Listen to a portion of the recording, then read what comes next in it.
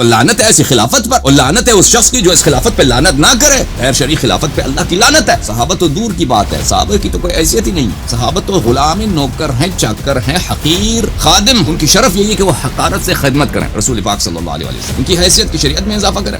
تو بات کرتے ہیں میرے محترم ناظرین ابو بکر کی خلافت پر، کہ اس امت میں جتنی بدعات پیدا ہوئی ہیں، جتنے شقیں ہو گئی ہیں اس امت میں، یاد رکھو خطباء کرام، علماء اعظام، اچھی طرح سے جن جن تک میرا پیغام پہنچتا ہے، اس کا اساس، اس کا ریشہ کہاں ہے؟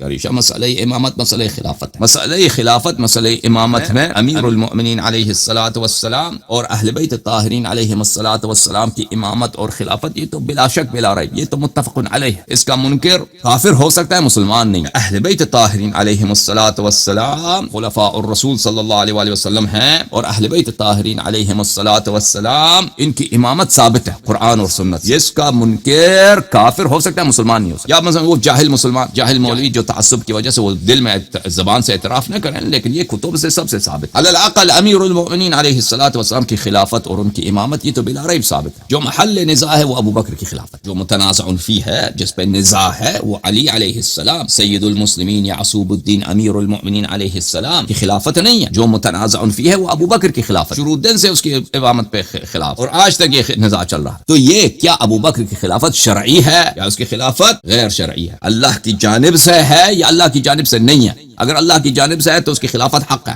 اگر رسول صلی اللہ علیہ وسلم کی جانب سے ہے تو اس کی خلافت شرعی ہے، لیکن اگر اللہ اور رسول صلی اللہ علیہ وآلہ وسلم کی جانب سے نہیں ہے تو شرعی نہیں ہے۔ شریعت کس چیز کا نام ہے؟ شریعت اس میسج کا نام ہے جو اللہ نے بھیجا ہے، اس میں رسول پاک صلی اللہ علیہ وسلم کو بھی اضافہ کرنے کی اجازت نہیں ہے۔ صحابہ تو دور کی بات ہے، صحابہ کی تو کوئی حیثیت ہی نہیں ہے۔ صحابہ تو غلام نوکر ہیں، چاکر ہیں، حقیر خادم، ان کی شرف یہی ہے کہ وہ حقارت سے خدمت کریں رسول پاک صلی اللہ علیہ وسلم، ان کی حیثیت کی شریعت میں اضافہ کریں۔ اور شریعت کیا ہے؟ شریعت وہی ہے جو اللہ نے بھیجا ہے، اس میں رسول پاک صلی اللہ علیہ وسلم کو بھی اضافہ کرنے کی اجازت نہیں ہے۔ تو پھر اب اگر ابو بکر کی خلافت اللہ کی جانب سے نہیں ہے تو کیا ہوا؟ غیر شرعی۔ غیر شرعی خلافت پہ اللہ کی لعنت ہے۔ اگر اللہ نے حکم نہیں دیا تو کیوں اس کو، جو خلیفہ جو تم مانتے ہو اس کی خلافت شرعی ہے، علی علیہ السلام، اس پہ تو نزاع ہی نہیں ہے، سید المسلمین امیر المؤمنین علیہ السلام، اور وہ ہے جس کی خلافت اللہ کی جانب سے نہیں ہے۔ تو لعنت ہے ایسی خلافت پر، اور لعنت ہے اس شخص کی جو اس خلافت پہ لعنت نہ کرے، اس کو پتہ بھی ہے کہ اللہ کی جانب سے نہیں ہے۔ سمجھ میں آئی بات آپ کو؟ محترم ناظرین ملاحظہ فرمائیے، کتاب البخاری طبع دار احیاء التراث العربی چھپی ہے، یہ کتاب دار احیاء التراث میں سنہ 2001 میں، اس کتاب میں آپ کو لے کے چلتے ہیں صفحہ نمبر 1207، کتاب المحاربین باب الرجم الحبلى من الزنا، یہ حدیث نمبر ہے 6830۔ عمر اپنے خطبے میں کہتے ہیں انما كانت بیعت ابی بکر فلتہ، بلا شک بلا رائے ابو بکر کی بیعت فلتہ تھا، ابو بکر کی بیعت کیا تھی؟ فلتہ تھی۔ فلتہ کس کو بولتے ہیں؟ خطا، زلہ، یا وہ ناگہانی امر، وہ اچانک امر جو بغیر سوچے سمجھے کہ کیا جائے، اس کو بولیں فلتہ۔ الا وانها قد كانت كذلك ولكن الله وقى شرها، اللہ کی قسم ابو بکر کی بیعت جو ہے کیا ہے؟ فلتہ تھا، خطا تھا، زلت تھی، زلت زا کے ساتھ زائے ہوا اس کی طرح، یعنی زلہ بولتے ہیں لغزش کو، لغزش تھی، بغیر سوچے سمجھے کی تھی، ٹھیک ہے نا؟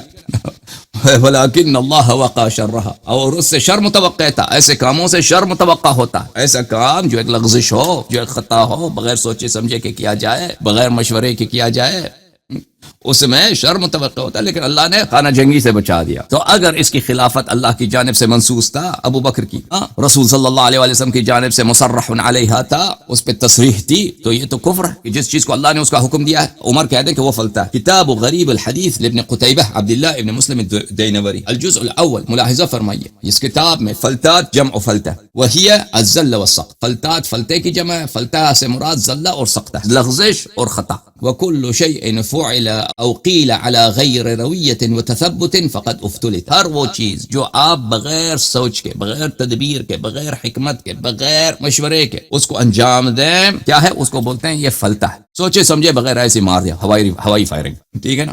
تو یہ اس کی خلافت من دون النص ہے۔ اس کے علاوہ میرے محترم ناظرین آپ کی خدمت میں عرض کریں، بخاری میں چاپ دار احیاء التراث العربی، یہاں پہ ملاحظہ فرمائیے باب الاستخلاف میں، یہاں پہ آپ کی خدمت میں یہ حدیث پہ پہلے بھی پیش کر چکے ہیں کہ قیل لعمر الا تستخلف، عمر سے کہا گیا کہ تو خلیفہ کسی کو بنا لے، اس نے کہا ان استخلف فقد استخلف من هو خیر منی ابو بکر وان اترک فقد ترک من هو خیر منی رسول اللہ صلی اللہ علیہ وسلم۔ اس نے کیا کہا؟ ابو عمر سے کہا گیا کہ تو اپنا جانشین کسی کو بنا دے. اس نے کہا میں کیا جانشین بنا، کیا کر سکتا ہوں؟ رسول پاک صلی اللہ علیہ وسلم جو مجھ سے بہتر تھے انہوں نے کسی کو جانشین بنایا ہی نہیں. ہاں البتہ اگر میں کسی کو جانشین بنا دوں، ابو بکر جو مجھ سے بہتر تھے انہوں نے اپنے بعد مجھے جانشین بنایا تھا. تو میرے محترم ناظرین، جیسے آپ کے پہلے حلقات میں، پہلے لیکچرز میں تفصیل سے ہم بات کر چکے ہیں، یہ اعتراف ہے ابو عمر کا کہ رسول پاک صلی اللہ علیہ وسلم نے نہ ابو بکر کو نہ عمر کو خلیفہ بنایا. ٹھیک ہے نا؟ ابو بکر خلیفہ کس طرح بنا ہے؟ جس طرح سے بنا ہے، لیکن وہ رسول صلی اللہ علیہ وسلم اور اللہ کے حکم سے نہیں بنا. اور پھر اس کی اپنی خلافت غیر شرعی. اور مزید یہ کہ عمر کہتے ہیں کہ ابو بکر نے مجھے خلیفہ بنایا، اور دنیا کہتی ہے کہ ابو بکر نے عمر کو خلیفہ بنایا. اگر تم کہتے ہیں کہ رسول پاک صلی اللہ علیہ وسلم نے کسی کو خلیفہ نہیں بنایا ہے تو عدم استخلاف تو یہ سنت رسول ہے صلی اللہ علیہ وسلم. ومن رغب عن ملت ابراہیم الا من صفح نفسه ومن يرغب عن ملت ابراہیم الا من صفح نفسه. جو رسول پاک صلی اللہ علیہ وآلہ وسلم کے سنت سے منحرف ہو جاتا ہے، اس کی سنت کو چھوڑ دیتا ہے، وہ کیا ہوتا ہے؟ وہ گمراہ ہوتا ہے. اس کی اپنی خلافت غیر شرعی. خلافت کے آخر ایام میں ایک اور مخالفت سنت عمر کو، جس کو اللہ اور رسول صلی اللہ علیہ وسلم نے خلیفہ نہیں بنایا، سنت کی مخالفت کرتے ہوئے اس کو خلیفہ بنایا.